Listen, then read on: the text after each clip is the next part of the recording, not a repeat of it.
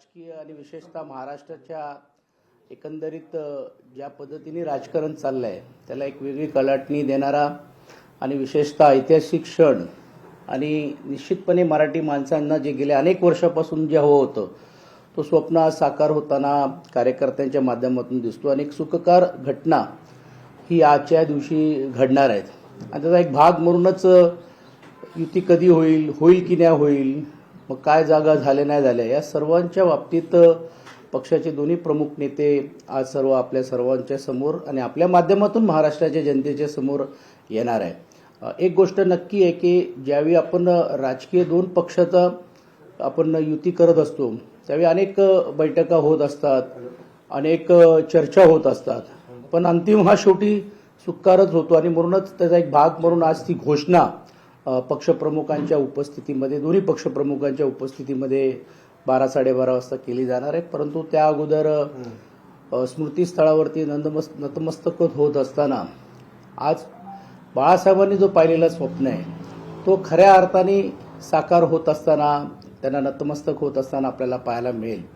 आणि म्हणून आपण जसं विचारल्याप्रमाणे नक्कीच नेमकं युती कुठे झालेली आहेत, काय झालेली आहेत, आकडेवारी जाहीर करण्यापेक्षा आम्ही एकत्रित लढण्याची जी घोषणा जी गेल्या अनेक दिवसापासून जे अपेक्षित होतं लोकांना ते करण्याची शक्यता नाकारता येईल. यावेळेस महायुतीशी सामना असणार आहे. 2017 मध्ये जो फरक होता तो जवळपास एकत्र करण्याचा प्रयत्न होतोय महायुतीमार्फत. आपण नगरपालिकेच्या निवडणुका बघितल्या असेल तर महायुतीने विरोधी पक्षाचं स्पेस भरण्यासाठी त्यांच्या आपसातले वाद किंवा आपसातल्या ज्या काही गोष्टी केल्या आणि आता सर्वच जणच एकत्रित बसण्याची भूमिका घेत आहेत. तर मग खऱ्या अर्थाने महायुती आहे का, हाही एक प्रश्न आणि एक संभ्रम महाराष्ट्राच्या जनतेला पडलेला आहे. असा असला तरी देखील मुंबई शहरामध्ये किमान ह्या दोन पक्ष एकत्रितपणे ताकदीने लढण्याचा निर्धार मला असं वाटते आज घेण्याचं काम करतोय. ही चर्चा होत असताना पण अजून काही घटक पक्ष बरोबर येतील का, अजून काही घटक पक्ष आहेत का, ह्याच्यातली पण चर्चा वेगळ्या व्यासपीठावर जरी चालत असली तरी देखील मुंबई शहरामध्ये हे दोन्ही प्रमुख पक्ष मराठी माणसाच्या हितासाठी निवडणुकीला सामोरे जाणार. की राष्ट्रवादी काँग्रेस शरदचंद्र पवार पक्ष हा सोबत यावा, कारण पण काल त्यांनी काँग्रेसला सुद्धा प्रस्ताव दिलेला आहे. तर नेमका राष्ट्रवादी काँग्रेस काल रात्री त्यांच्या शहराचे अध्यक्ष आणि आमचे सर्व प्रमुख लोक मातोश्रीवर एक बैठक झाली. काही प्रस्ताव त्यांच्याकडनं आलेले आहेत, काही प्रस्तावची चर्चा पण देखील झालेली आहे. परंतु अनेक भागांमध्ये जशी त्यांची काही अपेक्षा आहेत ती पूर्ण करण्याची परिस्थिती त्या भागाची नाही आहे. म्हणजे उदाहरण द्यायचं असेल तर विक्रोळीसारख्या भागामध्ये म्हणा, चारकोप म्हणा, दिंडोशी म्हणा, धारावीमध्ये म्हणा, अशा भागांमध्ये पण देखील काही अपेक्षा आणि मागणी त्यांनी केलेली आहे. परंतु तिकडे खूप अगोदरपासून म्हणजे पक्षामध्ये ही एक परिस्थिती निर्माण झाल्यानंतर पण तिकडे कुर्ल्यामध्ये म्हणा अशा 2-3 ठिकाणी ते प्रश्न निर्माण झाले होते आणि अंतिम स्वरूपात आम्ही आमचा प्रस्ताव त्यांच्याकडे दिलेला आहे. अर्थात तो निर्णय त्यांनी घ्यायचा आहे की ते त्यांना मान्य आहे की नाही. आणि जसं आपण म्हटल्याप्रमाणे कालच रात्री त्यांची काहीतरी काँग्रेसबरोबर बोलणी झालेली आहे.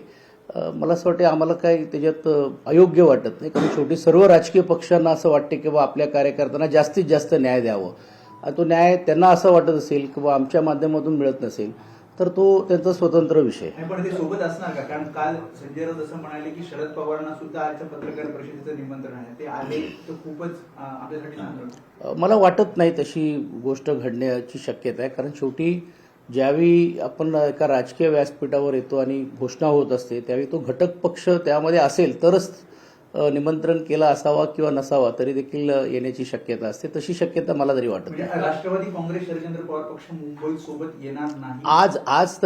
आज तरी मी हे सांगू शकतो की चर्चा सुरू आहे. अंतिम स्वरूपात शेवटपर्यंत देखील आम्हाला ते आले तर आम्हाला आनंद होईल. पण जो प्रस्ताव आम्ही त्यांना दिलेला आहे तो प्रस्ताव तूर्त तरी देखील मी त्यांना असं मांडणार नाही. ती अशी व्यासपीठावरती चर्चा करता येणार नाही, कारण परत शेवटी का होतो आम्ही एवढी दिली त्यांनी एवढी मागितली ही चर्चा नाही. प्रत्येक सीट्सवरती चर्चा झाली. अर्थात त्याच्यात त्यांचं म्हणणं काय अयोग्य होतं अशातलाही भाग नाही, पण आम्ही आताची जी परिस्थिती आहे की कुठच्या निवडणुकीला सामोरे कुठचा व्यक्ती जाऊ शकतो आणि प्रत्येक व्यक्तीच्या माध्यमातून ही निवडणूक लढावी असा आमचा आग्रह आहे. काल ठाकरे बंधू आज एकनाथ शिंदे ठाकरे बंधू एकीकडे नतमस्तक होतात आहे बाळासाहेबांना. कालच एकनाथ शिंदे जाऊन स्मृतीस्थळावर बाळासाहेबांच्या नतमस्तक झाले आणि त्यांनी टीका केलेली की दोन्ही ठाकरे बंधू फक्त खुर्चीसाठी एकत्र येतात आहे. कसं आहे की काही लोक सोयीनुसार बाळासाहेबांच्या इकडे नतमस्तक होत असतात.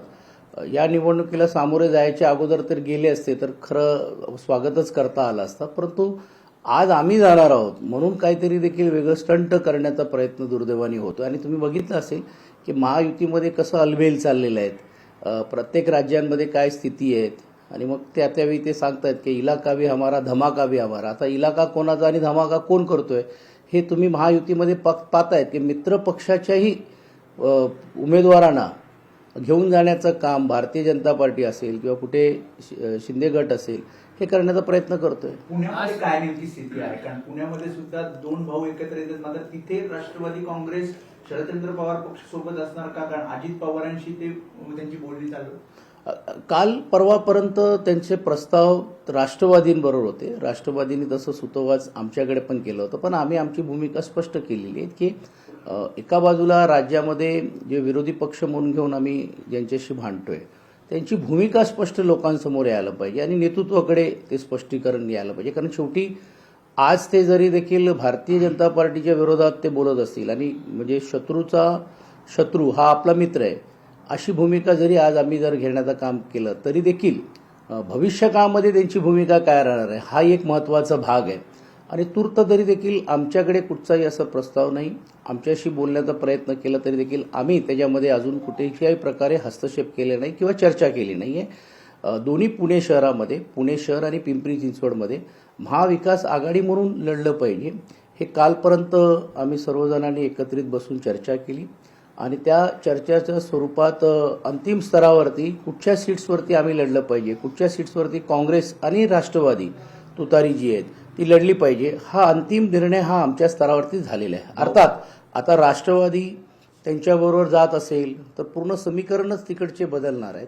पण मला एक आश्चर्य वाटते की एका बाजूला राष्ट्रवादीबरोबर ते बोलतायत आणि दुसऱ्या बाजूला रोज नवीन प्रवेश राष्ट्रवादीतून किंवा महाविकास आघाडीतून घेण्याचं काम देखील अजितदादा गट करतोय. तर अशावेळी लोकशाही मराठी ऐका, पहा, जागरूक रहा.